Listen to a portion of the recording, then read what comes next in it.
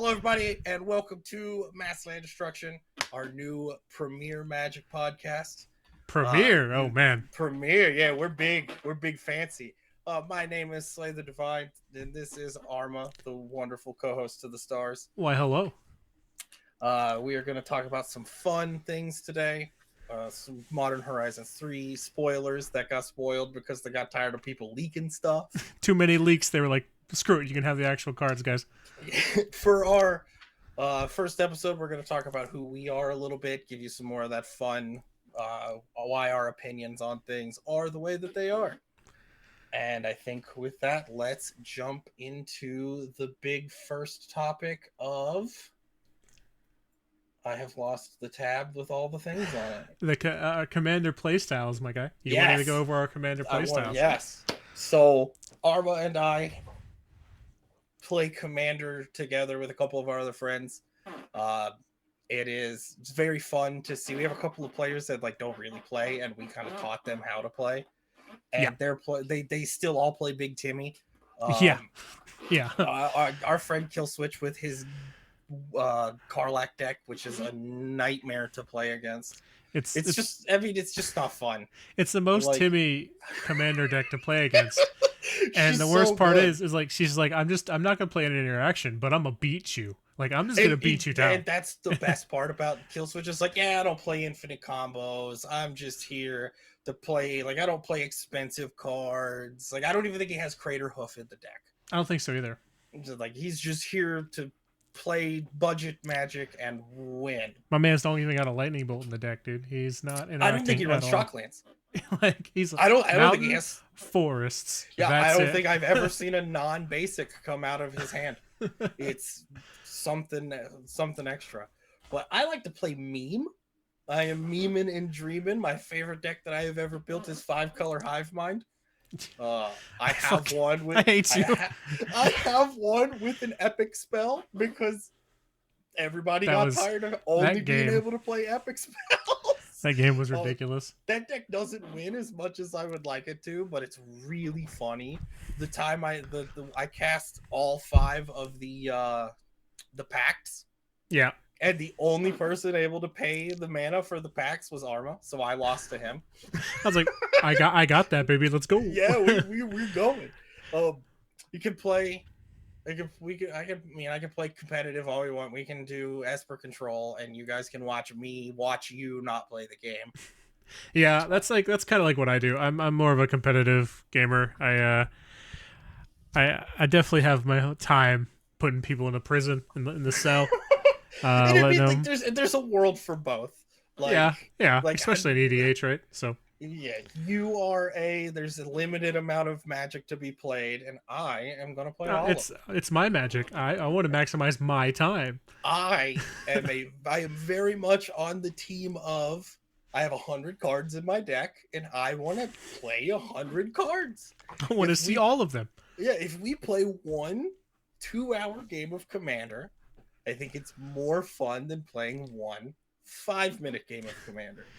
Yep. I'm fine with making everybody slow down. The problem is that people don't like it when they see Winter Orb on the battlefield. Look, I'm not talking about that. Or Tritosphere or all these other things. And they don't like it when I put them in the knowledge pool lock. God, I love the knowledge pool lock. I think my esper control deck has the knowledge pool lock. Yeah. I think it runs it's knowledge pool lock. It has we're doing Thopter Sword, and it has I'm gonna play a phage, and then I'm gonna fracture identity the phage and make everybody kill everybody. Yeah, so good. Yeah. And it's also Tivit. I was running Oro. Oh yeah. Oro, and then I was like, I'm gonna make this. Tivit's like a more competitive commander. Yeah. But especially with any kind of time sieve type of extra turn situation. Yeah, I don't think I'm running any of that. I think he's just there for fun. Yeah. He's a lot scarier. He doesn't do as much because Oloro plays the game for you. You don't. Yeah. Also, it's just boring taking up your life every turn. Just annoying. Yeah. However, you know what's not boring? What? Do you want to pay the 2? No, I don't. Smothering Tithe is an abomination of a card. It is, it's still better than. I would rather see a Smothering Tithe than a Bowmaster. I'd rather not. I'd rather see a Bowmaster. I mean, I guess Hole Breacher was banned for a reason.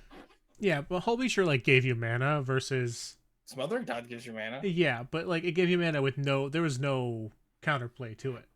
It was a win at 1 toughness. It's in cut down range. That's what I mean is like it wasn't pay the 2 or whatever. And like that's the annoying thing is the interrupting of what you're doing to ask if you're going to pay the 2, right?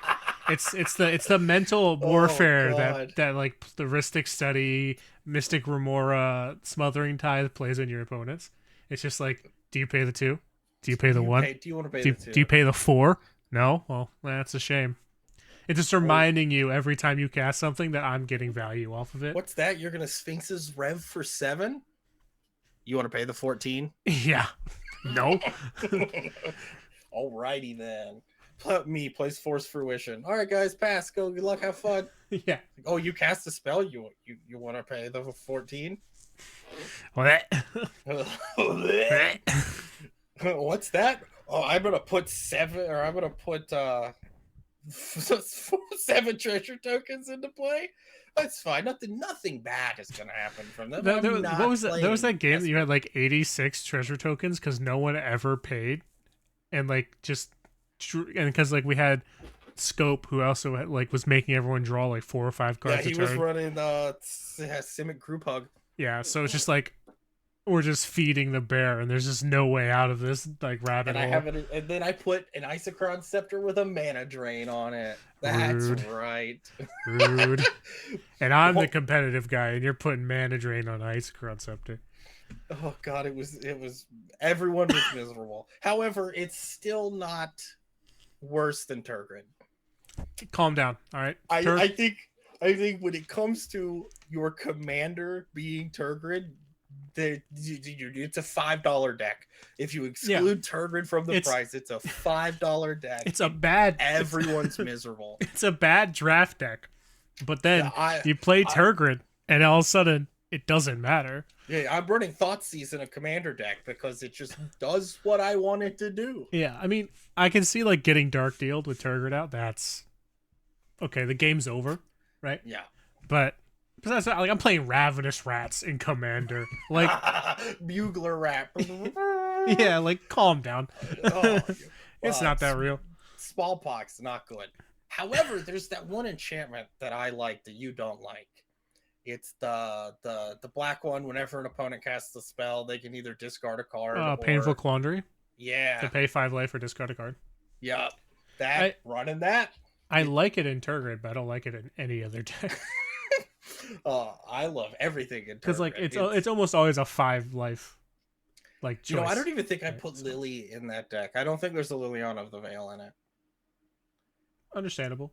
But there is a Thoughtseize. I did take like I said, Thoughtseize. Mine has Ravenous Rats, brother. I have the 3/1 elf that enters and makes everybody discard a card. Like, I was scraping the bottom of the barrel. You want to sack a creature or discard a card? Yeah, dude. I appreciate you. Like, hey, I'm gonna Thoughtseize you. Oh, what's that? You have an Ulamog in your hand? There's one day where because like nobody wants to play my Turgid deck, so like there's one day where I just want to change Turgid and build it so that I only like cast the Lantern side, like I never cast the other side, and just like build like a mono black like weird control deck.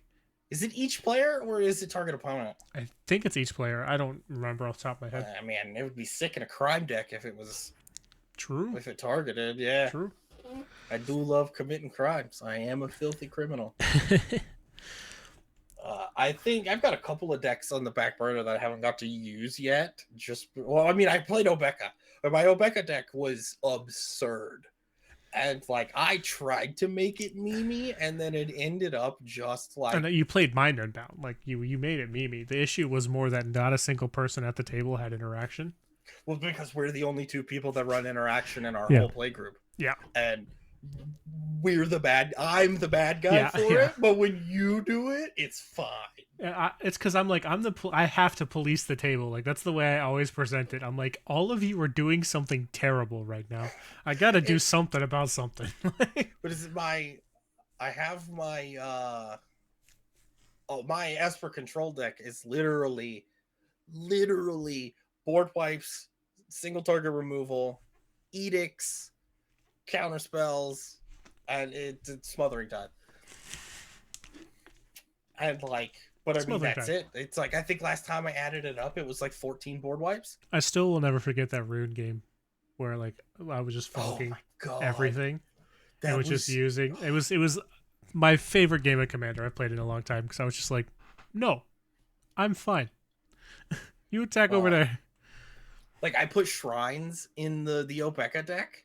Yeah, you Like should. who? Yeah. I only had like 3. They're not good when there's only 3 of them. Yeah, but when it goes to Monarch enchantments, No, those are yeah, ridiculous. I think I had. I don't think I put the black one in because it was too good. Yeah, But I ran the blue one and the red one. Yeah, makes sense. Dude, Obeka just runs away with the game. Like, you don't do anything until like turn 5, but when you start doing things, you do all the things, and everyone just watches it. Yeah, it's hilarious. Didn't even, I knew going into it, I was like, this card's probably gonna be better than I think it is. I should build this kind of janky and funny. Yeah. And then I drew 27 cards on like turn 6 and ultimated Teferi the turn he came down. Mm-hmm. We out here, we gaming. we game a little bit of card gaming, draw. Nothing crazy. And then the super fun ruling on deflecting SWAT on Teferi was relevant. Yeah, true. It does say target opponent. I think that is one of the more relevant rulings that's come up in our group. I mean, there is the one where you can't, where werewolves are now the same mana value on the back as they are on the front. I think that, yeah, all transform cards are. Yeah, has been relevant to me because I did have the Fatal Push in hand for something. Yeah. And like, that's the other thing. Like, I'm running Fatal Push in Commander. Nobody does that. Card's like, bad. It's really bad. It's no Ragavan, which is good in every format. True. And then what's my other goofy? Oh, my I don't want to call it a dinosaur deck, but the win condition is the Polyraptor Marauding Raptor combo. Make a bunch of Polyraptors. Or you draw the game. Mm-hmm. Pick one. And that's the other thing with our play group. We have some really goofy Rule Zero stuff. I mean, most of it I think is pretty necessary. Like the like no card over $100. We kind of like play around with a little bit because some things like are $100 because they're reserve list and they're bad. Yeah, like so we play mostly on tabletop sim. So like we just kind of like I'm like original dual lands. I don't count that because I'm like just play them. Like it's fine. Just play them. Which I think you can get most of them now for under $100 anyway. Hopefully, I don't know. I don't check. Yeah. That one. There's the no random mass land destruction. Like you can't be playing mono white tokens and just jamming Armageddon in there. Yeah, like it's got to be purposeful. Yeah, and I think that is just because it's necessary. Like, as the guy that will just damnation to get all the creatures off the board. Like, we're damnationing with a purpose, but like I'll also just throw out a damnation because I got 13 more in the back. Yeah, we got damnation at home, you know. Yeah, it's one of those things where like I think like mass land destruction is something that should be. This is a funny thing considering the title of the podcast, but like I think that mass land destruction should be like more socially acceptable. The issue with mass land destruction in the format is that it makes games go so significantly longer. Yeah, and I think like that's why the rule of like you have to have a purpose to like do the mass land destruction. Like for instance, like my Velomachus deck, where like the whole deck is funny. Extra combat steps or mass land destruction. Like it's just like I get to 7 mana and I cast Velomachus, and then we start playing the game. Like it's like our friend Skifter and his Volt the whichever Sir it is. The Mardu one. Oh, yeah. With the World Slayer blade?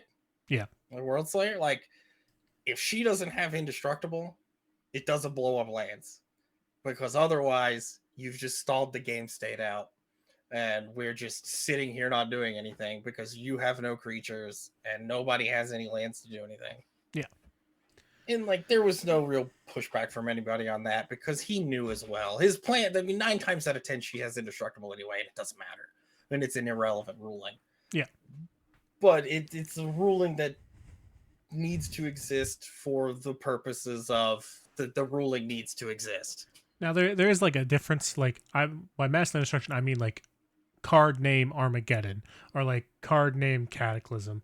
I don't personally count Ruination in Stone Rain. Like, well, of course, Stone Rain's single target, but Ruination, like it's Ruination I enjoy more because it's like all non-basic lands. So it's like you can play around it, number one. It doesn't always get every single land on the table. And it punishes the people that are like, I'm not going to play any basics. So like, I'll jam a Ruination in a random red deck, but it's not like I'm tutoring for it to like cast it. If I draw it and I have it, then I'm like, And I mean, like if you wanted to run Boil, like what stops you from running Boil, Yeah. It's like, I sat across the table with no islands, like rest in peace me, I guess. Yeah. I think our other big one that I don't think anybody has any problems with either is no fast mana. Yeah, so like Soul Ring, Mana Crypt, Mana Vault. Which you could run Soul Ring, you just can't use the Soul Ring turn 1. Yeah. Which you wouldn't think mattered, but like a turn 2 Soul Ring, like a turn 2 0 mana Soul Ring is not half as helpful as a turn 1 Soul Ring. Yeah. Like going turn 1 Soul Ring into Talisman, untapping with 1, 2, 3, 4, 5 mana is ridiculous. Yeah. And it just slows it down a little bit because like I mean, my Imodane deck, if I could turn 1 Soul Ring, it's probably game on turn 3. Yeah. Because Imodane is stupid. Yeah. Turn 1 Soul Rings have led to multiple like victories in the format, and I don't think there's anybody who can argue that. So yeah, and I think that's my problem with CEDH is it's turn 1 land, Crypt Vault, Lotus Petal, win the game. I love it when people like when you keep a hand with no lands in CDH. And still probably win on turn 1. Because you're just like, I got 14 mana sources in my hand though, so like it's not Tron. Like, yeah, I'm fine with Tron. I think Tron is a fun modern. I love Tron in Modern. I would play Tron in Modern right now. Well, speaking about it, I think Tron's getting a major upgrade. Yeah, hopefully. Later in the cast, we'll talk about it. But I think Tron. Oh, yes, I think Tron's getting an upgrade, baby. Yeah, Tron is fixing to be goated. I think Eldrazi Tron might be back, and yeah. Hey, they keep it running. All right, let's start our standard part of the podcast. Well, let's segue into my format. We're going into some standard discussion. We're going to talk about. We've each picked 3 cards that are not in the big score to be our favorite and possibly our best cards to build around in Thunder Junction, which I think Thunder Junction is probably one of the most refreshing standard sets in a long time. I definitely like, it's one of those sets where I can see like the new 3-year rotation favorably interacting with the set. Yeah, this is probably the first set to be made with the 3-year rotation in mind. I believe that's what he said. Yeah. I believe that's what Mark Rosewater said. Is that this is the first one that they designed with Shieldred in mind and the 3-year rotation in mind. And it's so fun. I've been playing so much limited for this set, and I love it every time. Other than when I'm playing on Arena and I'm getting the worst drafts, and then I get to game my 4th win. And then every deck I'm playing is $1,000 standard deck, like Mythic deck. Yeah. Mythic deck. Yeah, it sucks. It's not fun, but it is what it is. So I guess we'll roll into my first choice of Tiny Bones joins up. Even in limited, this card is just a bomb. If you get the fuel for it, I mean, it's Geese's 8 power. You drop it turn 5, that's 8 power on the board. Like it's 8 power, it's 8 of 6 of that power is evasive. Yeah. Like this. I mean, you're not swinging with Gisa. Like her ward is relevant, but those are 3/3 zombies with those are 3/3 zombie outlaws with menace. Yeah. I think like the big thing with Tiny Bones is that like Tiny Bones Joins Up's already made a couple like tier 2, tier 3 style of decks off of just like what we already have without like any rotation happening. And like they'll still play, like they'll still have good solid draws. It's like the discard is relevant almost all the time. And then the legendary creature enters the battlefield. Mill 1 card, lose 1 life isn't that important, but the crime is, for instance, like and Tiny Bones says any number of target players. Yeah. So you can mill yourself too. Yeah. Because there are green creatures, and there's the legendary outlaw guy that lets you cast black spells when you commit a crime. Yeah, Kavrik, yeah. So him and Marchesa are like huge in the Grixis crime deck. And like this is like the glue that holds that deck together. It's so good. Even like even if it comes down on turn 4 or 5, like it's good. It does something. Yeah. It commits a crime when it enters, and it commits a crime when other things enter. When other things enter. Yeah. And there's no other of the joins up enchantments that even touch. No, like not at all. Like Annie Joins Up is really good. Because it's a 4 mana, do 5 damage to target creature. Yeah. Like, I mean, it's the difference is like the Panharmonicon effect on Annie Joins Up is like more intense to build around. Yeah, like you have to build for it. Yeah. This, you're just gonna jam because everything's legendary and standard anyway. You just play a normal game and like get to do a crime add-ons is really what this reads. Which is and it's perfect. It's wonderful. It's fantastic. And it's 1 mana. Let's not even. We didn't even. Yeah, like it's Tiny Bones is 1 mana. The fact that this is 1 mana as well is, I mean, turn 1 this, turn 2 Tiny Bones, and then you've discarded a card and you've milled a card. So when Tiny Bones attacks next turn, you have something to do. I do like that. Like all of the Joins Up interact favorably with their card. Yeah. So like I thought that was really like just a cool little neat thing that they did. Because like Vraska Joins Up is kind of good. It is, but that's one of those things where it's like you have to build around it. Yeah. And I'm not sure what cards you're supposed to play in those colors to build around it. I jammed it in the last draft I did specifically for the creatures you control get a death touch counter. Yeah. And it death touch trample. It'd be like that. It'd be like that. What do we got? What is your first card for the pick? I kind of went along with you too. I went with Rakdos Joins Up. Yeah, I love this card too.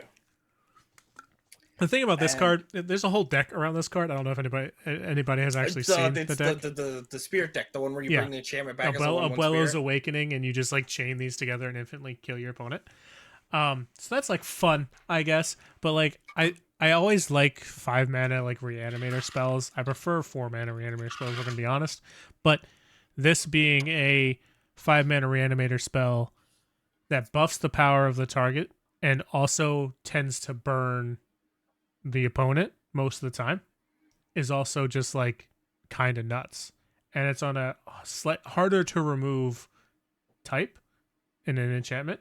So it's one of those things where I definitely can see this like popping off if we get something that's like really good with like wanting to be reanimated. Like we already see people sometimes doing it to Atraxa, like being a 9/9 Atraxa. The Titan. Titan of Industry. Titan of Industry. Yep. Yeah. And then obviously you have the combo deck. But like this is one of those ones where like I'm keeping an eye out for like future like rotation and stuff like that to see how this plays out. Now we do have Rest in Peace in the format, but like Rest in Peace also is not the end all be all to graveyard decks. It also doesn't stop the blue 2 mana when it enters the battlefield, mill 4, and then you get one of the 4 cards milled this way into your hand. No, it doesn't. Which is goofy. I love layers. On to your next one. Yes. Smuggler's Surprise. This card is so overloaded with things that it does. Tooth and Nail plus. Yeah, when we did 2 pre-releases over the pre-release weekend, and I got this one in my second pre-release. I ran green white at pre-release. I got some really good. I got Aven Interrupter, which won me a game. The Vaultborn Tyrant, absolutely disgusting in limited, completely cracked in limited. Uh, the uh, the bear that gives everything trample when you attack saddled with it, next level good in limited. Green is the best color in OTJ Limited by far. Oh, 100%. 100%. I ran Is It the first day, and just, it was not. Anytime you play against somebody running Selesnya, you lose. Yeah, it's But, like it's green and white are like the 2 best colors, and then when it's open, it's open. But like this card itself is like it's already seeing play. It's definitely seeing a lot of like tier 2 style of play. There was a Gruul deck that like won a recent online tournament that played 4 Smuggler Surprises, and they had like a combo-esque element of the deck where they were just like, I got 4 Terror of the Peaks. I got the horse that when you saddle it, puts 2 token copies of the saddled creature on the battlefield. The Bushwog that doubles the +1/+1 counters on a creature. So like there's a lot of things that this card does, and I think the only reason why it's not tier 1 right now is because of cards like the Wandering Emperor and like Sunfall, like that are like kind of holding this back. But and I mean, there's ways to build. There's still ways to build it. It's still expensive. Like, it's still expensive. Like, to do the good things. Yeah. Like, even discrediting the hexproof and indestructible. Like, the first can be. 2 modes is nuts. Like, it's very expensive. I think. But it's go ahead. I think like going to 7 mana is not hard, and I think that going slightly higher than that is also just not hard. So I don't really see that. There's the core. There's the spree card that gets a desert. There's so much relevant and good ramp. Yeah, we got we got what's his face, the 3 mana dinosaur, the plant dinosaur, Stomper. Topiary Stomper. Yeah, Topiary Stomper. We got Glimpse the Core. We have Map the Wastes or whatever it was. I think there's the what's the one that goes and gets caves? Yeah. Caves are 2 basics. Yeah, like there's so much ramp in the format. You also have the Trailblazer that can be plotted and draws a card, which is just good in this style of deck anyway, because it draws the card when you put your bombs into play, so it just becomes a draw 2 with this card most of the time. And I think there's the one part of this card that I think we all overlook, and that I know I definitely didn't really pay too much attention to during pre-release, was that's an instant. Oh no, I read this type line and was just like, this card is stupid. I was like this is like, oh cool, at the end of your turn I'm gonna mill 4. I only hit 1 creature. Oh no, I'm gonna put this Bristly Bill into my hand. Yeah. And then I'm gonna put Bristly Bill and Vaultborn Tyrant into play. Good luck, homie. Tell me how it works out for you. Yeah, fight me. I'm gonna put Vaultborn Tyrant into play and Terror of the Peaks, and then we're just gonna play this game. Vaultborn Tyrant was a card that I kind of just jammed into my pre-release deck because I was like, this isn't good, but like if I can cast it, at least it's big. At least it has a butt. At least it has a butt. Yeah. And then it ended up beating somebody. My game 3 of my undefeated, I came in 3rd because I took a couple of game 2 losses against like really fast aggro decks. But in my game 3, I'm playing against a dude playing he was doing green, white, blue, I think it was, and he pulled the real Oko, the good Oko. Oh, yeah, the 3 mana boy? Yeah. And I'm just like, how do you beat? You can't. It's over. Like, so I figured it out. And the trick was you swing creatures at them and creatures at the Oko. You swing your big creatures at them and your little creatures at Oko. Yeah. And they'll block the little creatures all day because Oko is so much value that it has to live. They ignore their own life total for the Oko. And that was how I ended up beating that guy. Was I was able to push enough damage through to him that when it came time, like Oko is on one loyalty the whole time, and he's having to make food to keep Oko alive. I was just able to get through it. It was not fun. It was Oko is very stressful when he's on the table. That should have been a -1. That should have been a -1. And it is on Arena now. Speaking about Oko, my next card is the 4-mana Oko. This card is poised to just like be destructive. I think not good yet, and I think it is going to be better soon. It's one of those things where it reads underwhelming, but I think when you play with it, it's just plays so much better. Because like just like the original Oko. Yeah, it's like I'm gonna draw 2 cards and discard 2 cards, or if I've committed a crime, draw a card. So you're just discard 1 card. Sorry, you're just like, that doesn't feel like the best. But his passive is like the part of the card that I'm like, this is the part that's kind of crazy. And I didn't realize until you said it to me earlier, but the hexproof is until end of turn. Yeah. So like it's just, if you make it to combat with Oko and get him transformed, like there's their removal. I mean, I guess he can still die if he. No, he only has hexproof on your turn. Yeah. After combat, so like your main phase 1, he's targetable, but he does lose hexproof at the end of turn. But the issue is that he gets to become a copy of a creature, and like right now, because we're in such a big standard, it's more emphasis on like ETB effects, but as we go to rotation and start like lessening the card pool, it's going to be more about like value creatures that don't necessarily have to have ETB effects. And like the bear, like the 4/2 bear, the saddles 2 that gives all your creatures trample. Yeah. So like as soon as it becomes a copy, and then you get like either a bonus combat effect or a bonus like on hit or a bonus attack effect, anything like that, this card's going to start snowballing out of control. And I think that this has a chance to do that. And the fact that its ultimate is actually just you win the game. So cool, like it's not that far off. Yeah. And he's like, they made the elk a minus now, but like it makes an elk, it doesn't turn something into an elk. I would have loved for them to make it a +1, just to be like, we're sticking to this. Yeah, we believed in this. This is a +1. I think the most interesting thing about this Oko, and I think the reason that I kind of slept on it a little bit harder than I probably need to be, is that he doesn't stay named Oko the Ringleader. So you can't make him a copy of a legendary creature with him. Mm-hmm. And I think that makes him a peg worse, because again, everything's legendary in standard.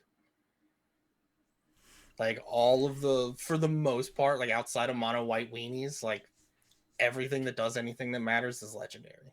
Yeah. But I think Bloomburrow is going to show us a lot of how good this Oko can be.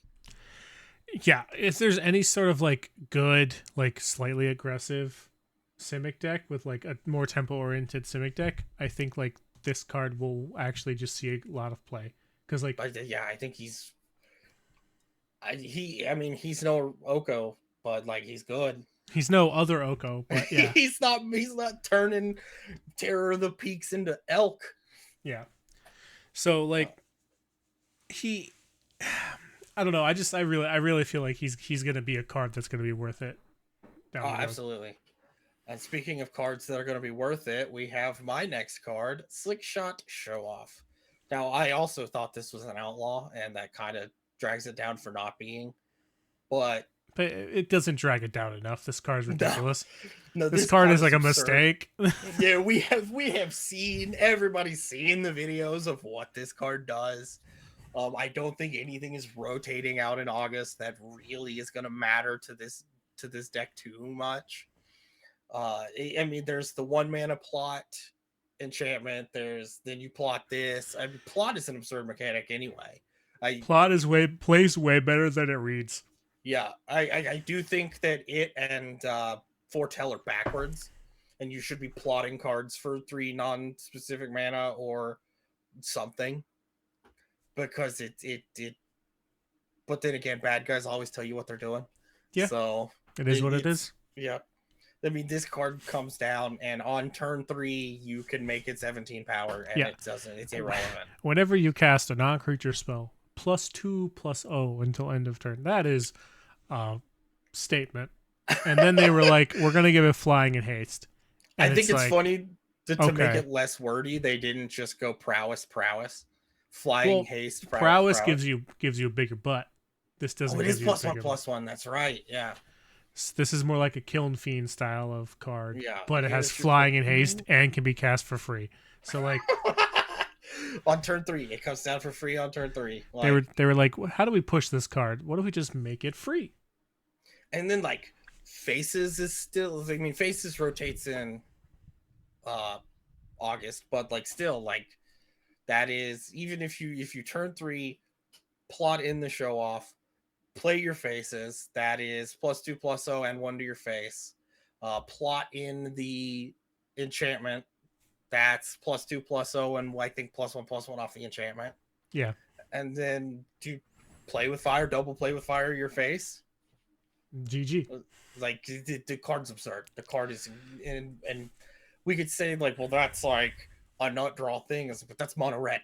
Like that's just what mono red be doing, is unless you kept an entire hand of lands, like it's the nuts. You see, mono red is the opposite of me. They are fine with you playing Magic, but they just know the games are going to be only like 5 minutes long. Yeah, like you were playing the same amount of Magic. I'm just playing it faster.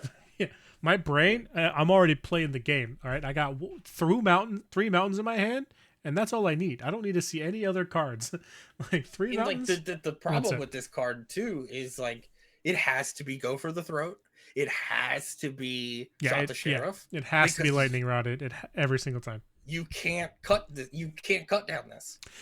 This card itself shows to me the power of plotting cards face up, because like you can plot this face up, and then for the rest of the game they have to respect the fact that you have this for free at any point. And and I mean it's swinging. Like I said, like if it has to be one of 2. I mean, or I guess it could be a burn spell too. Like you could play with fire, but like cut down doesn't do it anymore. Yeah, that's if they don't have a way to buff it, like its toughness, like a monstrous rage or anything like that.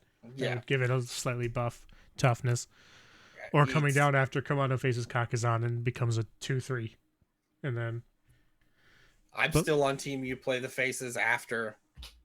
Yeah, after it's just you play like the show off. The thing is, like, it doesn't matter either. Yeah. That's the thing, is like you can either just make it bigger if you're worried about like anything, or you could just also play it and make it temporary bigger for that turn. So yeah, and I guess like Faces is technically 2 more damage if you cast it after the slick shot.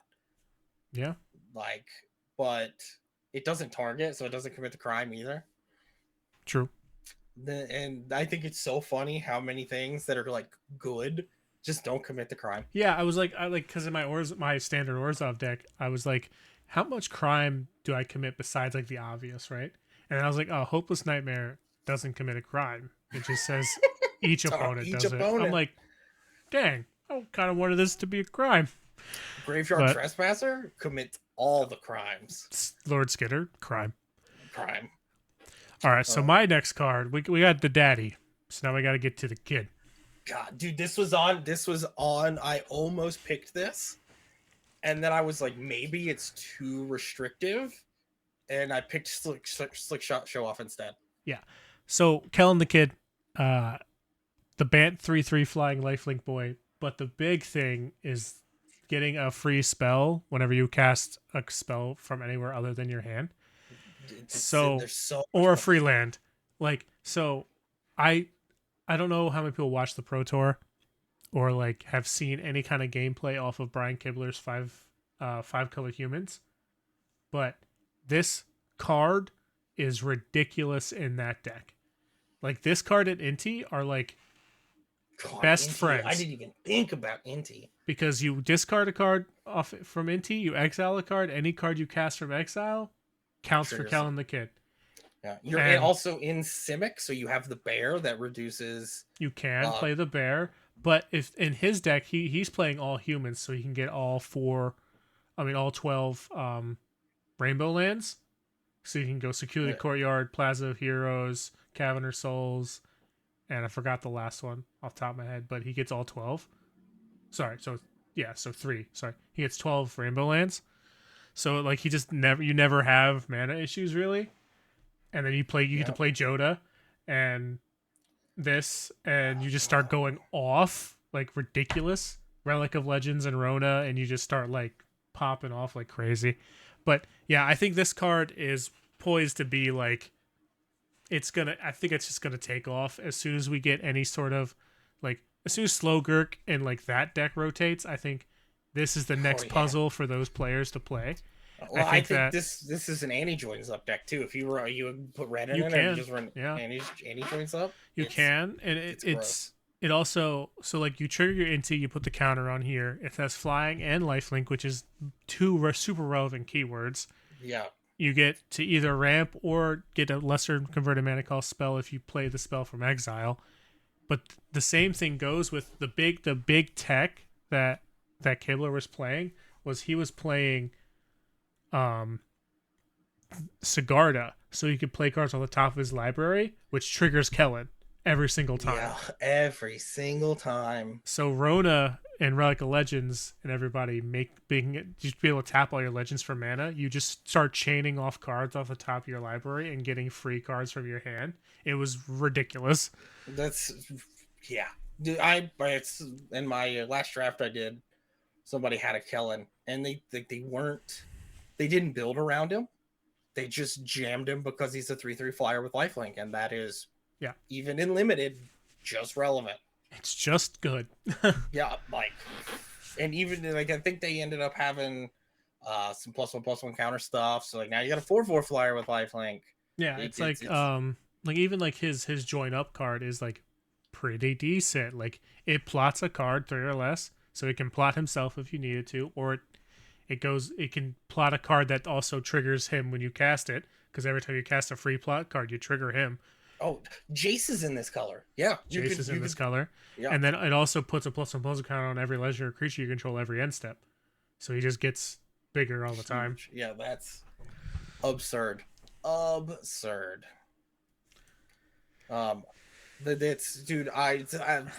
Junction is just such a breath of fresh air. It's like so many build around cards. Like and the mechanics are like good, but not like super good to where like I don't feel like any one mechanic from the set is like overwhelming the others. No, and like crime being like I don't even consider like crime a mechanic. Like I think it's just something that has always existed in the game that they've now just put a name to and like make it relevant. Yeah, it's so fun. I love committing crimes. I love calling my opponents a dirty criminal. Just all these fun, goofy things. Plot is better than I thought it was gonna be, and it's still. I still thought it was just broken at reveal. Like it's just absurd. It's also like fun because even like Saddle, like what is like almost like 100% like the limited mechanic, still has like really good cards like Caustic Bronco, which is just Dark Confidant in 2024. The Blink guy. And then you got the horse I was just talking about with the Gruul deck. The haste horse that makes 2 copies of the card that saddled it. Oh yeah. Like there's some good saddled cards, so like that even sees play. So like it's kind of I think Saddle is just I think it's worse crew. Well, yeah, because your original card is a creature, so it's easier to interact with. Well, that is sorcery speed. Well, yeah, but that's why I hate the stupid mercenary tokens, because they're a buff at sorcery speed. Yeah. Same thing with maps. Like maps, I understand though, because combat maps would be ridiculously hard to play with maps. Yeah, but, and they're drawing a card. Like I think them drawing the card is why they should be sorcery speed. They could be drawing a card, yeah. Yeah. And then nobody wants to Lily and then me map into a land that I then discard. Yeah, but you do that with clues anyway. That would feel bad. With a lot of the discussion we had here, we talked about some cards and like what was rotating. So we're gonna move into the 3 cards that we are both glad to see leave standard play. These cards have been the 3-year standard is a blessing and a curse. There's some of these cards that I did, and that's the other thing. So these cards aren't cards we necessarily hate. We're just tired of seeing them. Goodbye. Go away. Goodbye. And for my first one, first 5, I'm going with the Channel Lands. They're good, but I think for their lands, like I don't think lands should be this good. Like your land drawing you a card is one thing. I mean, they don't have land types and they're legendary. So it's like so you only play one of them, and then you're still running 3 in your deck because they're just relevant cards. I mean, Besaju's literally Swords to Plowshare for non-creatures. I mean, the red one sucks. We could leave the red one in standard and it would be fine. Like, it's irrelevant. Like, it doesn't do anything. Atwara is unsummoned. It's literally unsummoned. It's uncounterable. It's even better than unsummoned because it's like it's artifact, creature, enchantment, or planeswalker, so it's pretty much non-land permanent. Yeah. Oh, it's Vapor Snag, except they don't lose a life and it's uncounterable. Because that's the other thing. All of these are uncounterable. These are all except for the red one. These are all relevant abilities that you just can't do anything about it. Like, watch it happen. There's a whole deck in standard based around these existing with Slogurg. And like these, like Ganjo ridiculous. Is the wrong card. Like a Ganjo and the red one need to be swapped. These cards, like the biggest issue for me is playing like. There becomes a point where, because of like cost reduction, there are times where you just don't even see that these are available for the opponent until it's too late. Because like they get reduced for each legendary. So like a lot of the times too, like if you're playing against Domain, like when you Beseju a Leyline Binding, they don't get a card. It can happen. Yeah. It can. Like I have seen. I think the standard Domain Zoo deck runs 3 basics. No, they run like 4 or 5, maybe even 6 now. Probably because of Beseju. I mean, Thalia and the Getrog shuts that deck down, but that's not a. Nobody plays that. The card's not real. Yeah, like it's not good. Yeah. These were good. I liked them, but I think the format will become healthier without them existing because there's already so many good answers to things, and you already have to think about so many options throughout like a game of Magic. These just add a lot of unnecessary like decision paralysis situations that you don't need in the game. And if you're running Technuma, like you are built to run Technuma. Like milling 4 cards isn't a problem to you. Like you could care less. Yeah, like I run Takenuma in my Orzhov deck, but it's just like it's one of those things like why not? Why not just like play? Just jam it. Yeah.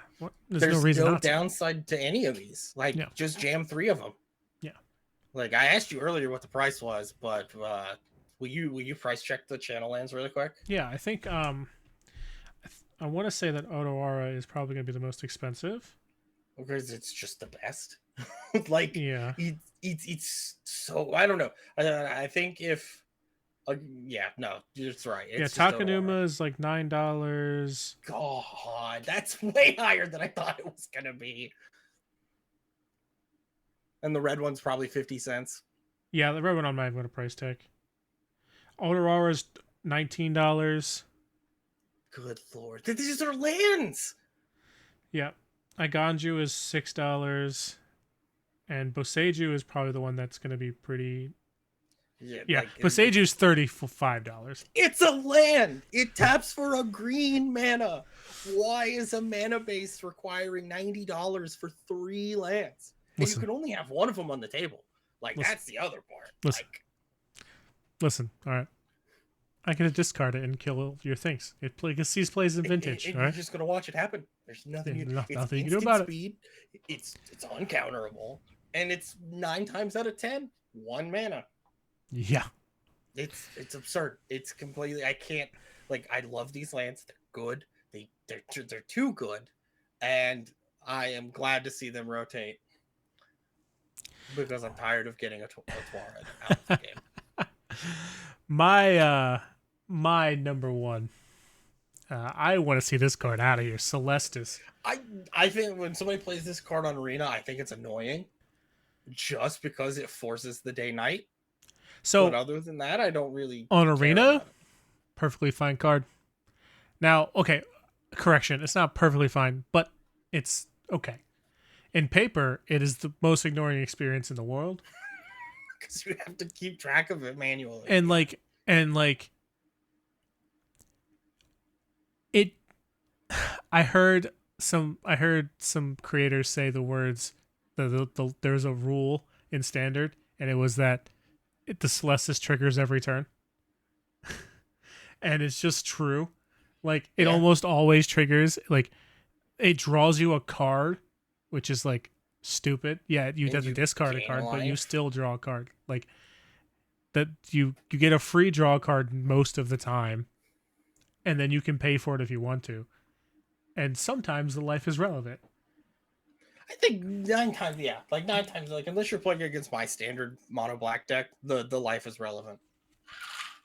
Like I've definitely seen people survive off of like definitely Celestis triggers, but like it's just annoying to track. It's just again another game object that you have to like keep in mind all the time. And like I don't want to play 2 spells because I don't want them to get a card, but at the same time, if I don't play 2 spells, I'm gonna fall behind because they get to do whatever they want to do on their turn. Also, it's a 3 mana rock. Yeah, and it just bumps them up a mana. So it's any color too. Like if it were like a generic, like a colorless mana, like it would be fine. Like or if it were less annoying. Yeah, less annoying is day night cycle. Get that out of my standard, bro. Dude, I don't know. I've seen this card a couple. I think Seth and MTG Goldfish always jams it into any deck that it can jam into. I mean, it is just a value engine. Even if it doesn't flip, you can make it flip if you need to. It's like Astral Ancient Cornucopia from the Big Score, the green, which has the best mana flavor text of any card. Yeah, that card is like, I think that card would see significantly more play if the Celestis wasn't around. Because like the Celestis just drawing the card makes the extra life. It's also color restrictive. Yeah, but makes the life from Ancient less important because you want to see more cards. But Ancient's like, I'm just going to gain you 4 life when you cast your Atraxa. Yeah. Like, so. And I mean, it's still, I don't know, look at the other, what is the other problematic mana rock that is no longer in standard that would have kept the Celestis from being relevant? Can you think of it off the top of your head? I cannot. It's now that I have to say it, I don't remember the name of it. It's the tree, taps for 2 green. Oh, Great Henge? Great Henge, yes. Yeah. I mean, Great Henge is good in every form. Well, actually, it only really sees playing Commander now because it's not fast enough for anything else. For anything else, yeah. It was such a good card. Hashtag unban massacre. Give me my me hooks back, baby. Wait, is me hook banned in standard? Yeah. Well, it doesn't matter. It's rotating in August. I know, anyway. But I still want it. Unban it for me.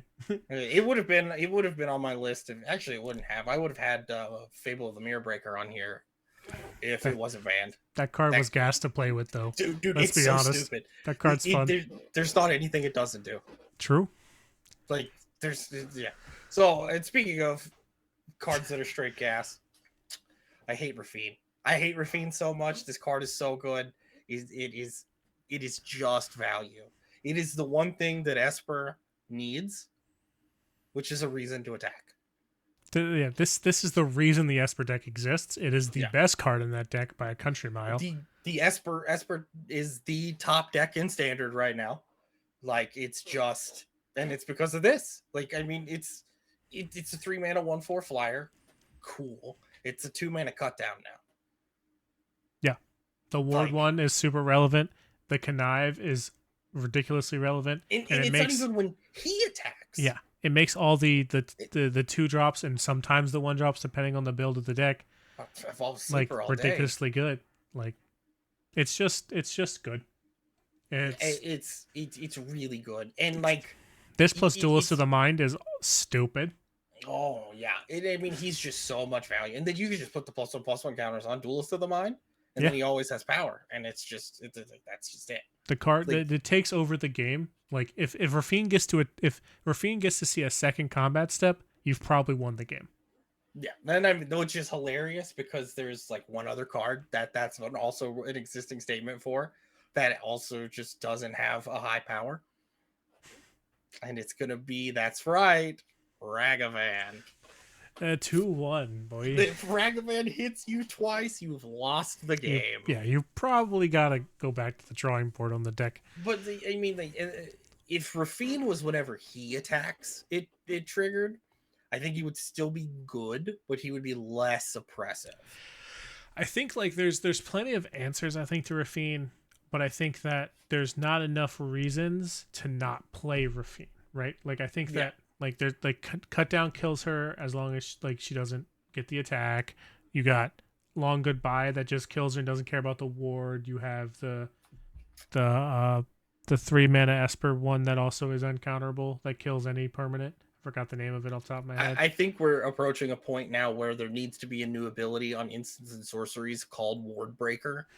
Or just uncounterable. Like just give me more uncounterable. I think going straight to uncounterable is a bigger problem than let's just make a keyword that says can't be countered by ward abilities. I like the idea of Long Goodbye, where it's a restrictive removal spell, but it's uncounterable. I like that. Yeah, I mean I like that. It's like Void Rend.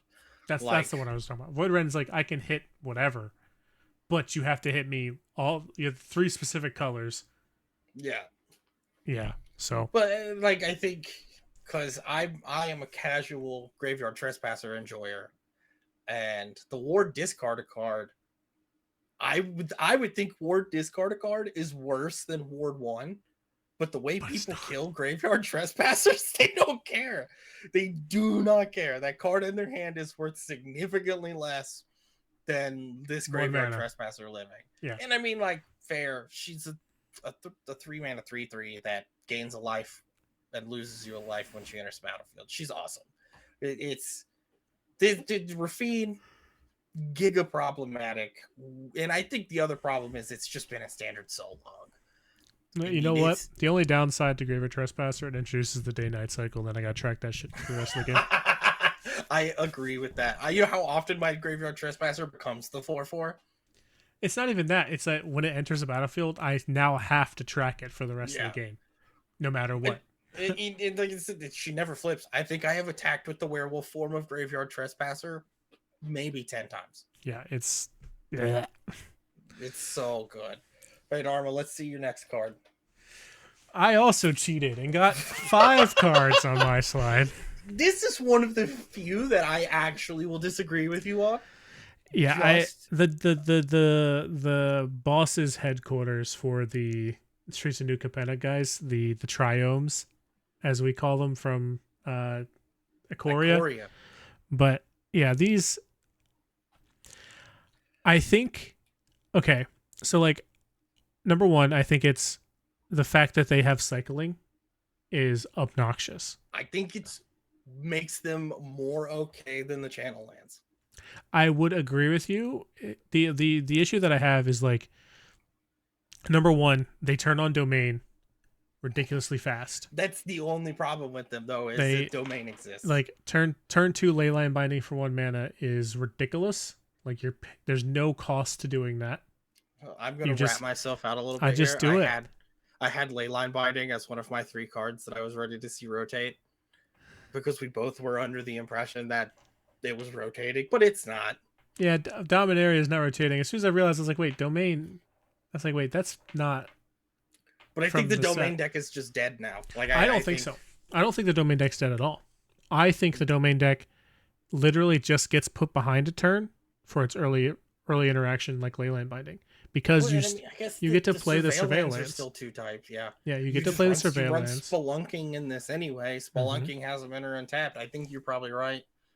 But is All this does is slow down and make it slightly less consistent, which is a good thing. Like, well, you're losing Topiary Stomper too. You're losing Topiary Stomper, but you have other options. Is it going to be? But is a turn 6 Atraxa better than a turn 5 Atraxa? I think Atraxa any turn of the game is fine. I don't know. I have seen some games where it's like, oh, that's an Atraxa. Who cares? Well, yeah, because you have to play that way. Like, that's the way standard is. It's like because domain exists, so you're just like, you have to play with, like, if they land in Atraxa, how do I beat it? That's the deck building checklist, right? And I love that domain is a relevant deck in like 2 formats too. Like, it's not just a good standard deck, it's also a good modern deck. The big thing for me with these is that, like, I've seen games of domain where they just stop playing these and cycle them every turn. Yeah. And, like, I understand. Like, I think that it's great design. I love it. And, like, it's fine. But that deck specifically gets to use the cycling power of these lands to a ridiculous effect. Because, like, you can draw the awkward part of your deck. Like, you draw too many beanstalks and don't draw enough, like, anything else. But don't worry, my lands are also clues. Like, I've been watching so much Modern, I forgot that Beanstalk was relevant. Beanstalk's good. Like, Beanstalk is just good. Yeah. If these cycled only as a sorcery, would it be less problematic? I think so, because like it's one of those things where you can sit behind Leyline Binding, and if they don't do anything, cycle a land. Leyline Binding is so absurd. And then you can play. I hate that card legitimately. Like, I don't even hate it. I think that card gets significantly worse with these rotating, and I think that's like the big thing for me is that, like, these cards rotating is going to be a hit to that deck, and it's probably not going to be the best deck anymore. But I don't think that this means that the deck is dead, because you still have all of the tools. The only thing you don't even lose Archangel Wrath, because it's also Dominaria, so you don't lose any tools out of the deck besides Topiary Stomper and these lands, really. So, like, you just have to figure it out. Is Bloomburrow gonna give us another, like, what's the land cycle gonna be for that? I would love it to be the buddy lands, but it's probably not going to be, because we know that Bloomburrow is like a guild set. It's all 10 2-color combinations, and they all have their own did we get all the color types. combinations with the current set of surveil lands for murders? Did they give us all 10?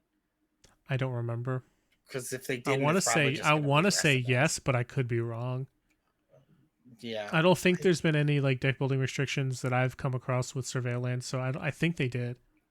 And we got all the crime lands, but crime lands they're not real to me, because so like good. I think we're losing so many lands that there's no way they're not giving us a land cycle. However, also real quick price check. Give us a Triom check real quick, because I think most of these are still $10. Yeah, right? they're around $8 to $10, but they're gonna go up. They're gonna go up. Yeah, because Commander. So basically, between these rotating and the channel lands rotating, your land base is reducing in price by, I don't know, $150. It could be, yeah. The big thing here is that, like, I think that we're moving towards a more aggressive / tempo orientated standard. Mostly because we have all 10 fast lands. Yeah.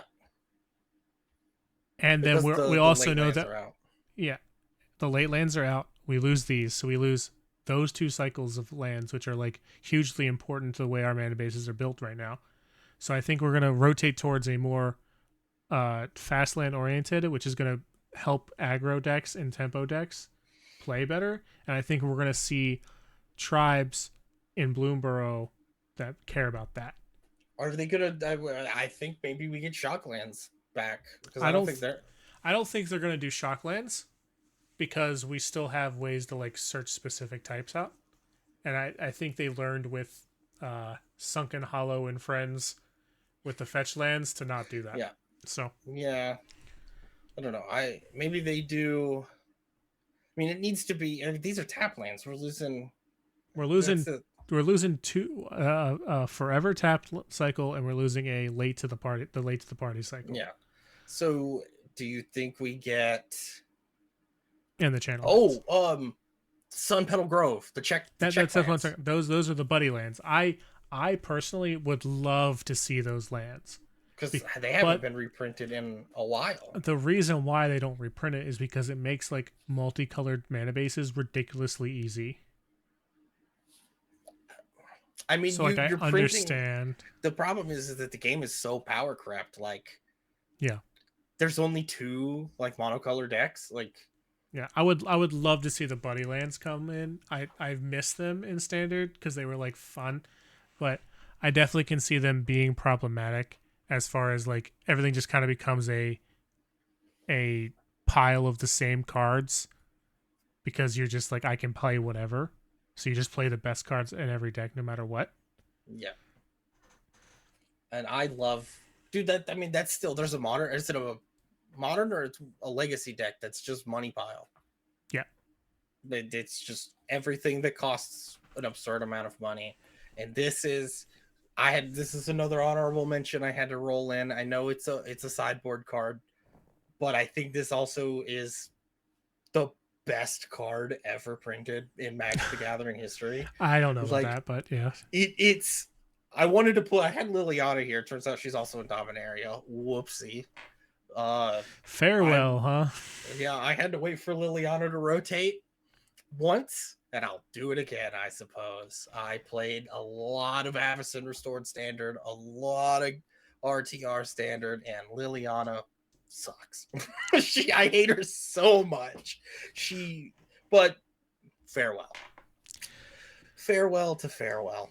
I think farewell is one of those cards where it's not seeing a lot of play right now, but it doesn't mean that it's not sitting in the background, stopping people from being able to build good, like fun decks with different types. And that's my issue. It's an Esper control, it's a one of. Yeah, but that's my only issue with the card. It's like, if I start building an artifact deck, I still have to be like, so what do I do about farewell? Because eventually, even if the deck's great, they're gonna start sliding this in, and then I gotta deal with it. And this is still a $30 card. Everything exiles right now too, and it's so, you get no death triggers. You get, and it's everything. It's just power crept Merciless Eviction.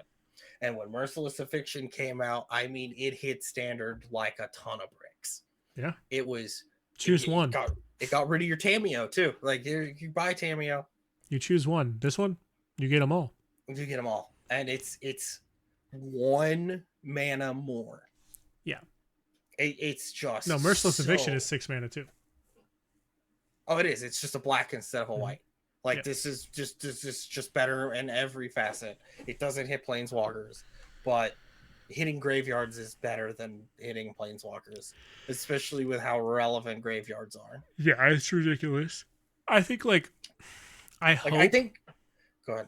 I hope that they. So, like, there's this weird power creep thing where they're like, removal is finally catching up with creatures, and now we're getting all this exile removal, right? But then, like, Sunfall did power creep this. I'm not gonna pretend like Sunfall is not better than this 9 times out of 10. Yeah, but the big thing for me is that, like, what's the next step for creatures, right? So, like, are creatures now going to have leaves the battlefield abilities like Thragtusk, where it was like you could unsummon Thragtusk to your hand and get your body, and like, is there going to be stuff like that? Shift this Thragtusk. Yeah. So like, or is that where we're going to go for creatures? Because like these, like the Kamigawa dragons just didn't see any play because everything exiles. Yeah. So like, it's just a perfect example of like, these creatures need to do something different, and I'm not sure what the right choice is. Either that, or we need to slowly phase back away from exile removal. Like, single target exile removal, cool, love it. It's always done the same thing. Like, is it Voidbrand exile removal? No, Void is destroy. But like, like my thing is like, you look at like exile removal in the past, like Utter End, Anguished Unmaking. Utter End, Anguished Unmaking, like Utter End's 4 mana, right? March of freak the White March, Otherworldly Light, is 1 mana and discard a card. and maybe cards from your hand. Yeah, I mean, and it's permanent exile removal. It's not Leyline Binding. It's not Oblivion lockdown. Ring. It's not that. Yeah, and this just blows up everything. Like Sunfall. Like if Sunfall said destroy, I think it would be just as played. I think the exile on Sunfall is irrelevant. It's just a 5-mana board. Yeah, like if it just said destroy all artifacts, destroy all creatures, destroy all enchantments, exile all graveyards, I'd still play the card. Yeah, it just doesn't. It doesn't miss. When we told our friends that this, like they were talking about stuff, and I was like, just Farewell, what? And they're like, what is? They don't keep up with it like we do, and they're like, what is Farewell? And I'm like, Farewell's that gas. Farewell is a $30 board wipe. Like it's just that gas. Like I remember when Damnation was $30 because it was like, boy, I sure would like to run a Damnation in my commander deck, but I'm not paying $30 for a board wipe. For a Wrath of God in a different color, like yeah. And this is just, it's absurdly strong. Like I know it's a sideboard card 9 times out of 10. Like it's just, however, remember, folks, in formats outside of standard, if they Farewell you, your Karn can fetch those cards. True. That is some, I have seen it be relevant, and it is completely relevant. Farewell to Farewell. Arma, what's your card? The other one. Yes. The Wandering Emperor. And then I saw you had picked this card. So I was like, I'm just going to pick something else and let him have. Yeah. So the big thing about the Wandering Emperor, it's not even that the Wandering Emperor is a card that I don't like, because I think like the design of this card is really good. I think the issue is that the card does everything too efficiently. Like if it was like a -3 to exile a tapped creature, you gain 2 life, so you have to cash in your whole Wandering Emperor for it. I think the card would be a more balanced issue. And I think like okay, her static needs to exist. Yeah. But we've moved into a world where all planeswalkers have a static ability that, except for Jace, that does something. And like hers makes her function. And that's cool. That's great. Like I don't have a problem with that. She's also of that tier where planeswalkers that don't have an ultimate ability. Yeah. And I think that is like if this said like -6 exile all tapped creatures, like here for it, dig it, love it.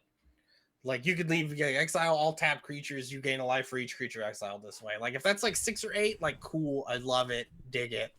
But this is just whatever. I mean, she's a combat trick. Yeah. Because like I think the thing that bothers me the most is that, number one, control decks get to hide behind this and Memory Deluge, and they get to do whichever one is more correct in the situation. Yeah, absolutely. If I pass turn with 2 white and 2 blue mana untapped, and you have to decide as my opponent, do I want you to draw a card, or do I want you to swing, or do I want you to exile my creature and gain 2 life?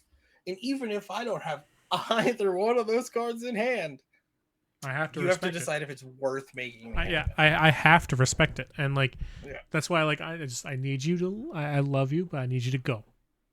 Yeah, I mean, even the plus is relevant. The -1 is relevant. Like even the -2 really only ever happens one time. True. In because the +1 is just too, like, she's too slow to tick back up to -2 again. Yeah. Like, unless you're going to cash her in. If you're cashing in your Wandering Emperor to tap something again, I know you have the second Wandering Emperor in hand. And either that or you're desperate.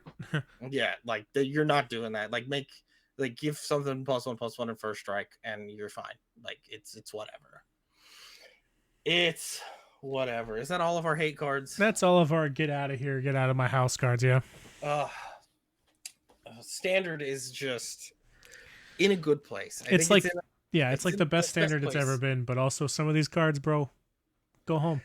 And like I said it at the beginning, I am on team like 3-year rotation is probably good for it, but at the same time, after 3 years, I'm tired of seeing some of these cards.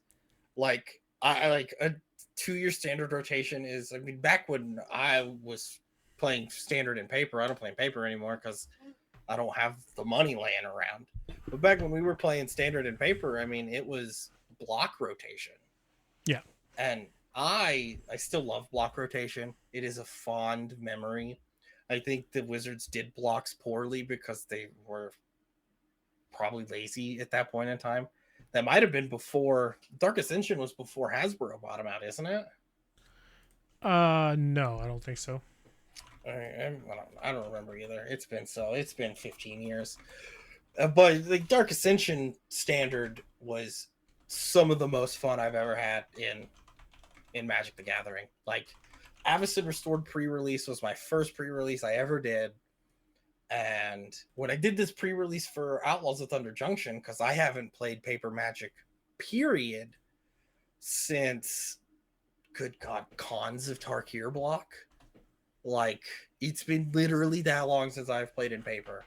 Yeah. And so we were on vacation, and my best friend flew in and met us. And so we went into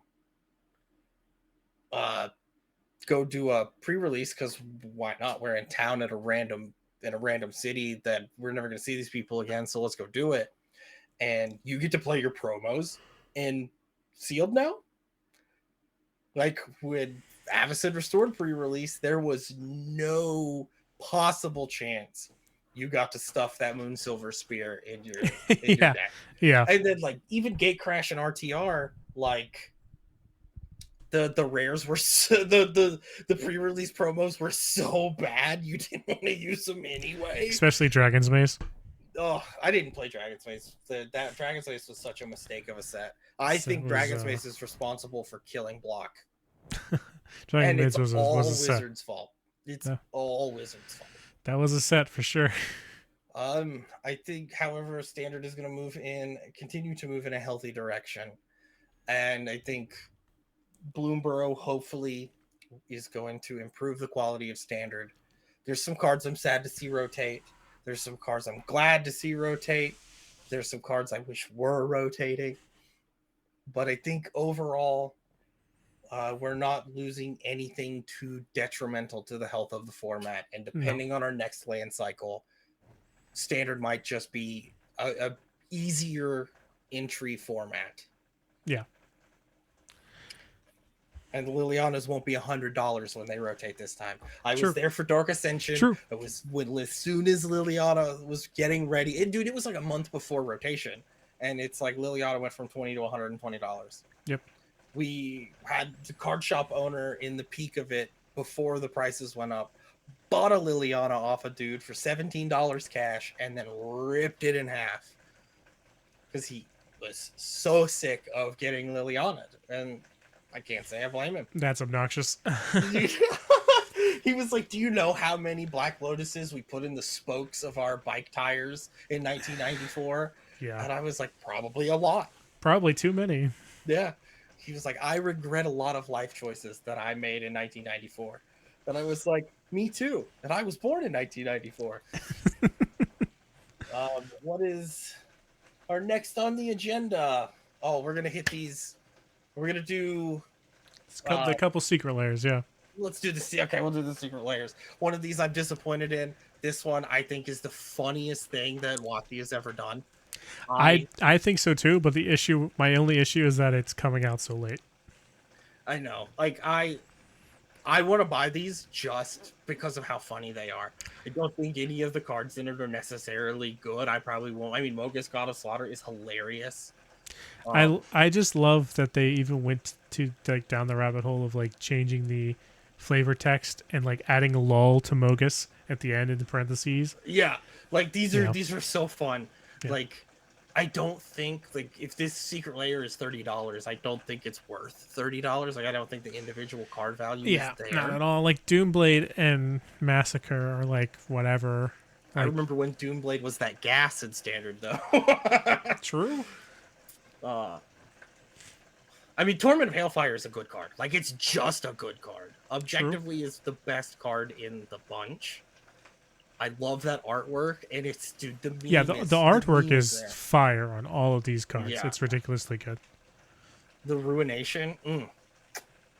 Haha, lose all your non-basics. Haha. Please don't cry. Yeah, it's Please great. don't cry.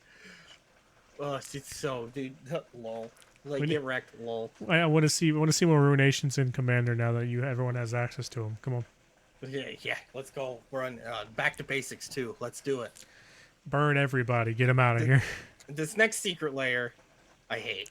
I hate this. This is the worst thing that's ever happened to Magic the Gathering. Why?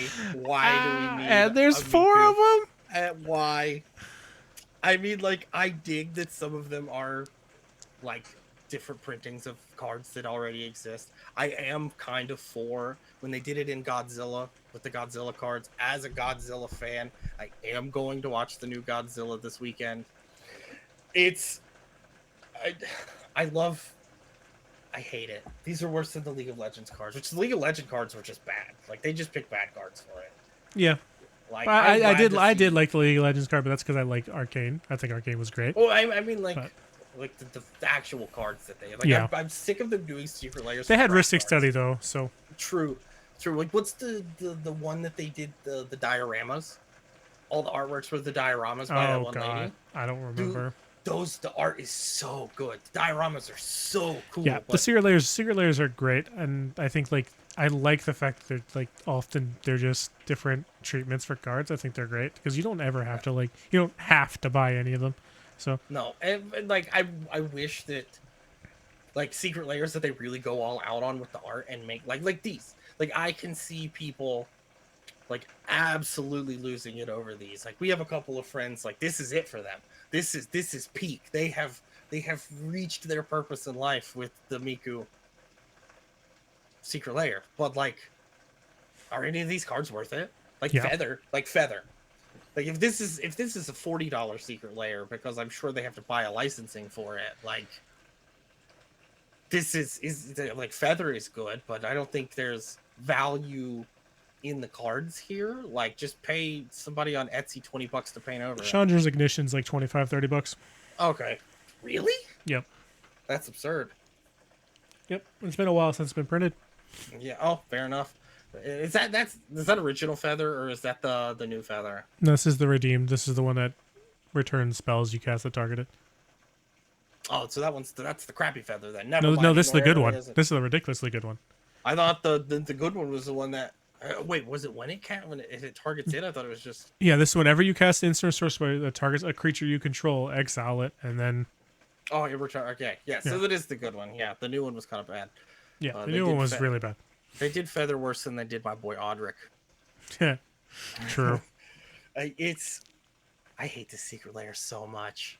I hate it so much. Like I said, we got 4 of them. We got 3 more. And there's no blue cards. Yeah, but there's no black cards either. We're probably going to get a whole blue one, I would expect. Yeah. I like the cards that are printed here. I love I like playing extra lands. Cool. Like, her artwork, the base artwork on that one is great. I think what's the white one at the front? This is Shelter? Shelter? Yeah, I didn't even know that was a card. Like, target creature controls gain protection from the color of your choice until end of turn. Draw a card. That's honestly really good. Yeah. But like, the cards are fine. I love that they picked a Boros land. Like, just here you go. Yeah. But look how fun. Like, why? Yeah. Like, why? Whatever. Why did they pick these cards? Like, some of these are just so goofy. Like, sometimes I look at secret layers and I'm like, why did you pick these cards? I think it's because Inspiring Vantage, the term, is why. Same thing with like Harmonize. And secret layers go really either way. They're either such a good value you're crazy to not buy them, or it's the Lord of the Rings secret layer. Where it's the Lord of the Rings secret layer is 75 cents worth of cards for $30. Yeah. I think there was a third secret layer. Oh, it's we didn't get a slide for it, but it's the one where they did some more of the legends with the wanted poster treatment. Yeah, they had the wanted poster treatment legends with the Norin the Wary secret card, and he's also seeing play in a modern deck now. with I mean, he's just always good in Commander. Well, with Satoru, the new Satoru. Whatever. Yep. So he exiles and comes back and draws you a card every turn with Satoru. So he's being seen play, and then the other legends or whatever, and then there's the one that's the playing cards that they just Those revealed. Are so cool. Those are like Those are like the epitome of like what I want Secret Lairs to be. And there's only one card in them that's actually even worth playing. Yeah, but it doesn't matter. Like Professional Facebreaker, which is also rotating out of standard. So, like, way to go! Like, you should have printed that 6 months ago. All right, so we got one last little topic to cover. We're gonna have to kind of lightning round this though, because we're kind of going long. But and the weather is not doing well for you. Yeah, it's raining its butt off. Yeah, you did that for us yesterday, so I'm right there with you. So let's look at some of our modern Horizons 3. I don't want to say that they're spoilers because WotC got mad at people for leaking them, so they just threw them at you. Yeah. And I started the slides with my favorite thing that they have done in this set. Phyrexia-fying, Eldrazi-fying known cards. Like Siege Gang Commander is now Spawn Gang Commander. Maul Drifter is now Null Drifter. They have the same text as the cards previously. They just have Eldrazi-esque effect. Like Null Drifter still can evoke for 3 and make you draw 2 cards, but it's a cast trigger instead of an ETB, and it's a 4/4 and Annihilator 1, because why not? Just for an ultra funny little thing. It's also 7 mana, so it can go underneath the land we're going to talk about later. It's a cast trigger because it's Eldrazi. They don't want you to scam it. Well, it's also because it's an Eldrazi. All the Eldrazi's are cast triggers. I think Siege Gang or Spawn Gang Commander is a nerf. I think this one is just functionally worse than Siege Gang Commander. I don't care because it makes 3 mana dudes, so it's functionally better. I mean, yeah. It also just rams me for 3 mana versus just being 3 goblins. It also has the most useless mechanic in Magic the Gathering history on it. It's a void. It's colorless. Yeah. And then we got the new flare cycle. We have 2 of these so far, but it's the sacrifice a non-token creature of the spell's color to cast a spell for free. It's the new free cycle. Flare denial is bad. There's not anything like, unless there's a creature that we want to sacrifice here, which I don't see there really being one, at least at the moment. This card probably won't see play. You have better options. Flare of Cultivation could see play. I think this could 100% see play in like older formats, because like you turn 1 veteran explorer and sack it, and you get 5 lands. I mean, even if you're gonna sack an Arbor Elf to it, like it's still ramp. You're still ramping. Yeah. I want to stop on these for a second because I hate free spells. I hate free spells, but I think of all of the methods that they have handled free spells, these are the best. Yes, this is the best because this is like limiting to specific decks and specific play patterns that you're going to play these cards versus stuff like Force of Will or Force of Negation or things like that, or like any of the commander ones, Deflecting SWAT, stuff like that, because like these at least require you to have a deck building restriction to play them. You have to have something on the table. Mm-hmm. Like a lot of the times with Force of Negation, I am just getting blown out for playing the way that I should be playing against an opponent who's tapped out. Yep, exactly. And with this, you have to have the creature. So it's like, okay, they have the creature. Like, to me, these were going to be the same play style as if I thought sees you and you have a counterspell in hand. Yeah, like, it's one of those, like, especially like Flare Denial, right? It's one of those things where if you're gonna counterspell my creature, counterspell my card, I made you sacrifice a creature to do so.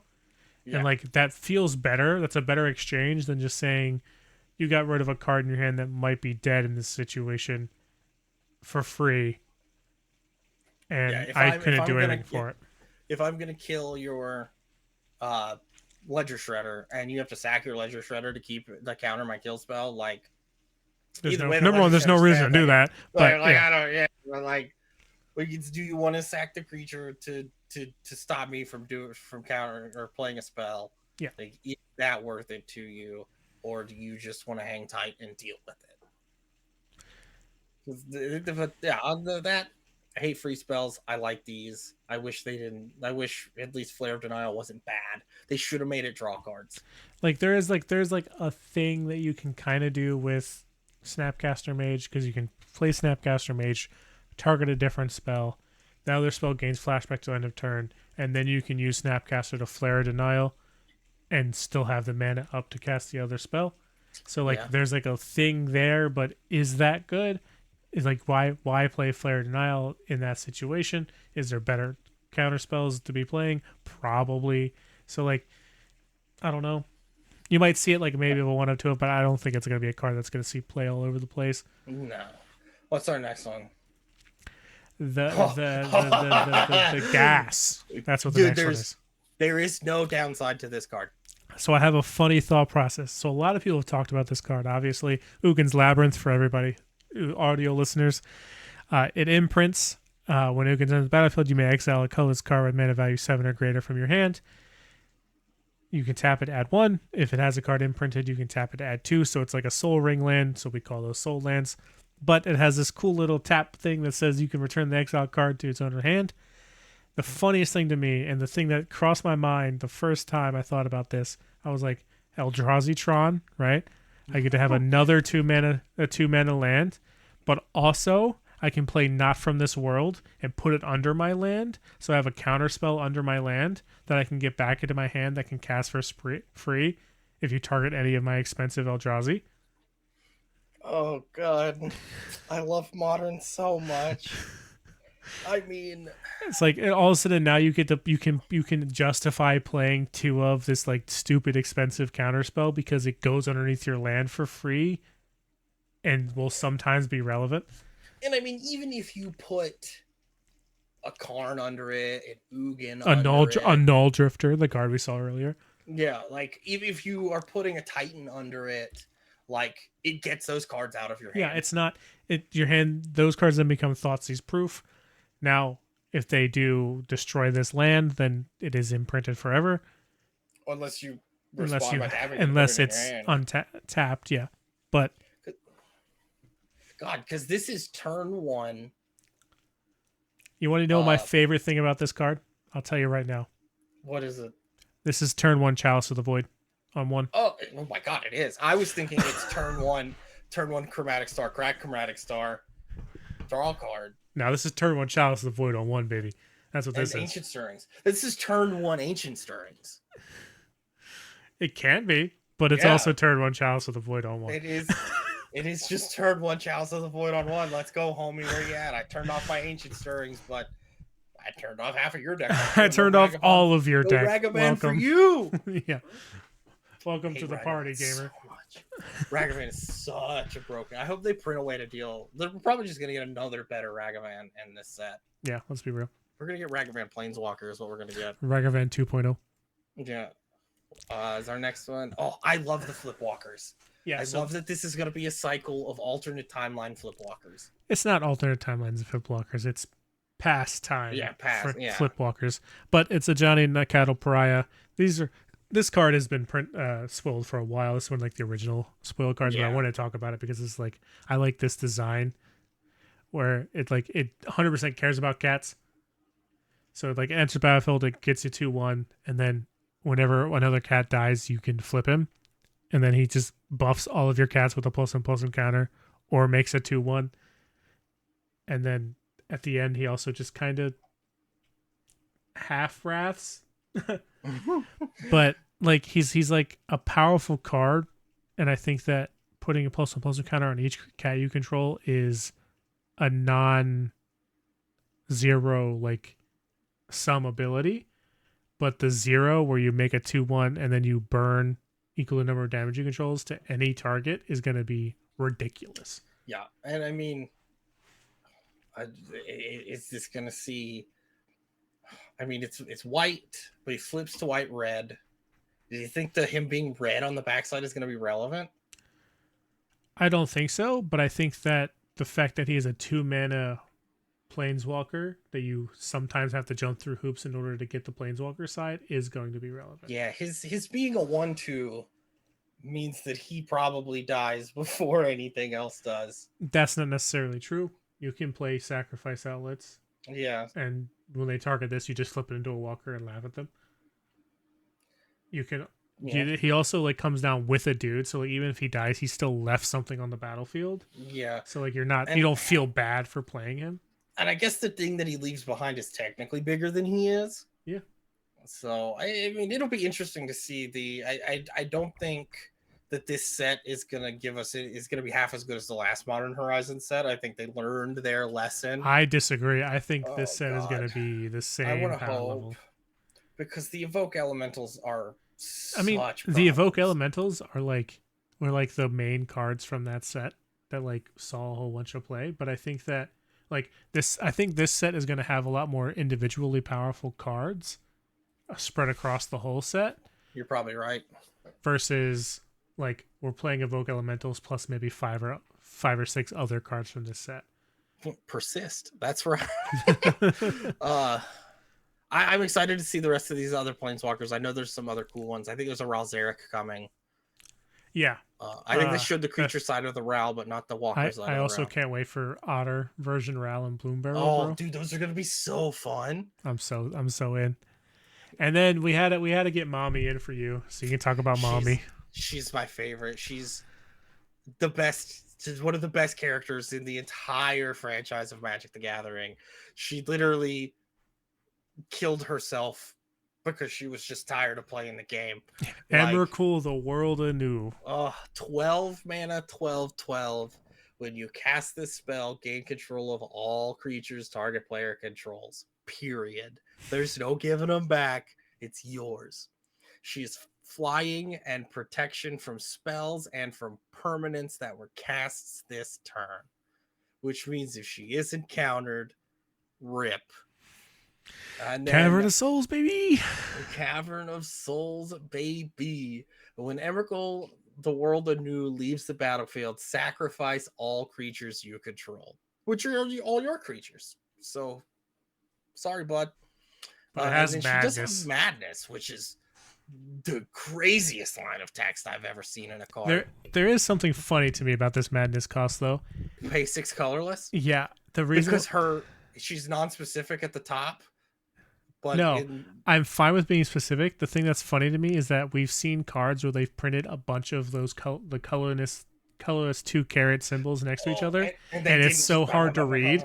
Yeah, it's so hard to read, and they were just like, "No, we're just gonna print the word 6." There's the Ori that taps for 5 colorless. Yeah, like, exactly. It's like yeah, it's kind of hard. It's a little illegible to read sometimes. Yeah. So like I do like they were like, no, we're not gonna do that. And like this is a card that you just jam in Eldrazi Tron because yeah, if you do get thought seized, if you do, if they make you discard it, like they're playing Tron, you could probably just cast it 6 anyway. mana, yeah. Let's go. Like, is this better than the Promised End? I think the funniest thing to me is like, let's say you go to like thought seize me, right? I can return this to my hand from underneath the land, and like if I have a land in hand, just so your only choice is now Emrakul. And as long as you can cast her off the madness, like yeah. Sorry, bud, you should have thought seized me after combat. It sucks. Give me all your creatures. Nice try, buddy. LOL. What are you gonna do?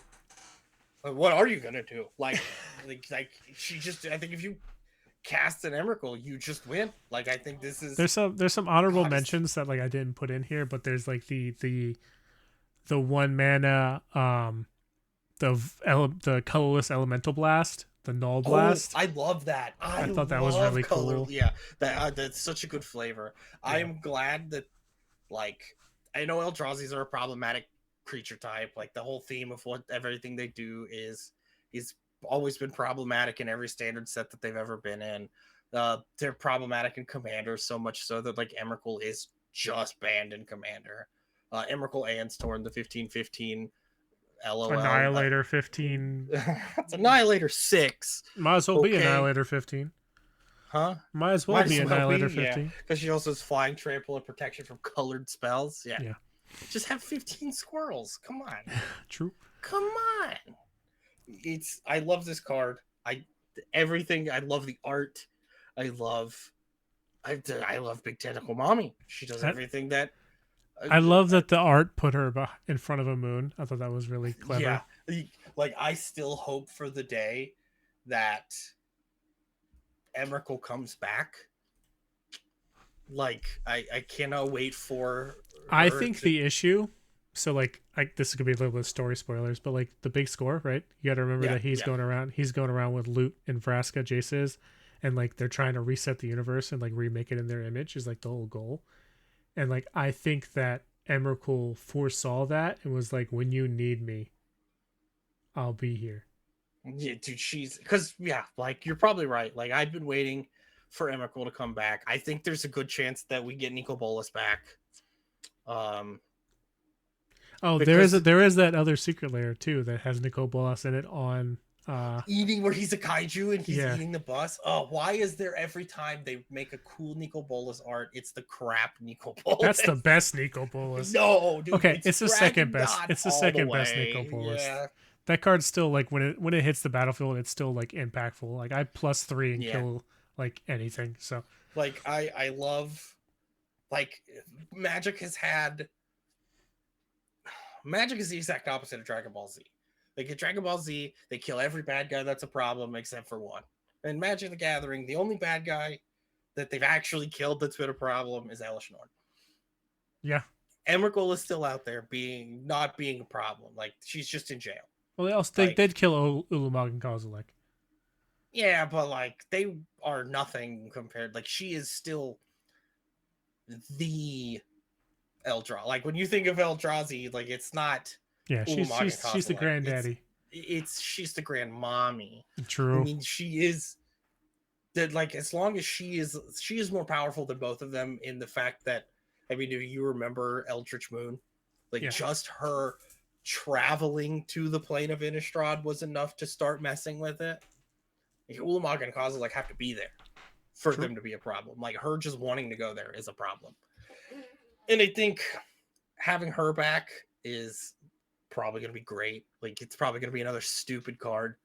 And I think going back, because Ugin and Bolas are trapped together, so I think going back and like there's no way that there's not an Omen path into the meditation realm. Like there's no there. I think there is because like it's not a natural plane. But I mean, neither is Mirrodin. Yeah, but all the Omen paths came from yeah. But I think it being a natural plane is probably. I mean, it doesn't matter. The magic lore is essentially useless because Jace beat Phyresis because no. He told it was a good reason. It made sense. Yeah, the reason is no. The main reason is my brain is more powerful than matter. Fuck you. Bad Phyresis. But I also love that. I love that story because he's just like ripping the freaking tentacles out of his body. Yeah, and like dude, it was so good. Yeah, like, I was like, this is so well written. Like, and like when they did March of the Machine and all of that, I said it too. I was like, Jace is gonna come back. Like Jace is either fixing to be the bad guy or what, but he's gonna be back. Like he's not dead. He's not done for. And then, lo and behold, Outlaws of Thunder Junction. They're like, oh yeah, like Vraska's alive and she's fine and there's nothing wrong with her. And well, I don't like when people are looking at like the storyline, like Jace surviving Phyresis and all this other stuff as being like there's no stakes. I think the epilogue story showed you that there is lasting consequences. Like they might have beaten Phyresis, but both of them are now set on this path to destroying the multiverse and making it in their image, only because of what happened to them from the Phyresis. And then the other problem is how does this story play out? Like there's only one option. Like realistically, there's only one option. As players of the game, we know we have one option, and it is Jace and Vraska die. Yeah. And they're not going to kill Jace. Like, I know we're at the point in time where I remember back in the good old days where planeswalkers were immortal and you couldn't kill them. And then... Too strong. Yeah. Now that's... Well, it's also like, the question also becomes, like, in the story at least, so we're getting off on a little bit of a tangent here, but the big thing is, like, he's opening all these Fomori vaults, but the way they described in the story with like the phoenix feather, and then like the idea came to both of them at the same time, and they heard like a voice in the back of their head saying that this is the way to go, and they just started doing it. It makes me feel like there is someone or something behind all this. Technically, we can't confirm that all of the Praetors are dead. True, but we also technically don't know what's up with why the phoenix feather was such an important part, because they were really focused on that, and we also don't know what actually happened to the Fomori. So it could very well be any one of the characters that died off screen. Like, I am hoping, and my big hope against hope is that when we get to Bloomborough, there's a Tybalt. Tybalt's dead though. Tybalt died off screen. We know he's dead though. No, in the story, they talked about how he died. Like Tyvar ripped him apart. Yeah, he died off screen. Yeah, Tybalt's. If this were 40K, Tybalt is a follower of Korn. Like he is created from pain. He only feels pain. My lights just fell. Your light only feels pain. Yeah, and I don't think that like ripping Tybalt in half is enough to kill it. No, like he's dead. No, it's like Dak Faden dying off screen. He's dead. Dak Faden died in a comic though. No, he didn't even get a comic. He just died off screen. He died in the trailer for War of the Spark, and that was it. Oh, that was on screen. They didn't even comment it on the books. He didn't get anything. He was like one of the most beloved characters because of the comic books, and they just did him so dirty. It's like Tybalt died off screen. Like Jace got stabbed and died. And like, yeah. Whatever. We gotta go. Stab it. Yeah. All right. Well, thanks everybody for listening to us ramble. I have no idea how long we've been going on for, but it's probably way longer than we both intended to. Close to 2 hours. Oh, I thought we were already at 2.5. We will be back next week, probably around Friday or Saturday. Is it the 20? Because they're starting spoilers on the 21st. Mm-hmm. So, we're like a week. Yeah, we're like a week and a half ahead. Yeah. So we'll start with spoiler season as soon as that gets started. Our plan is to kind of run through spoiler season while it's happening, and then in between spoilers, we'll talk about more fun stuff. Not a lot of these podcasts do lore stuff. We'll probably touch on some more lore stuff. Yeah, it's been fun. This is fun. I kind of want to go play cards right now, but that's how it goes. Yeah. We have some fun stuff. I have some fun stuff planned. I have some fun games planned. I want to play with Arma, not like Magic the Gathering cards games, but like I'm gonna tell you a stat line off a card, and you need to tell me what it comes from. Oh Jesus! Okay. Kind of stupid stuff. Oh no! Like, got some dumb stuff. I got some friends on the sidelines that I'm gonna poll things and have some more fun games for you. It's gonna be fun. We got good stuff. It's gonna be good. We're good people. We're good people. We're good people. We're fun people. on that note, see y'all next week. We'll see you all next week.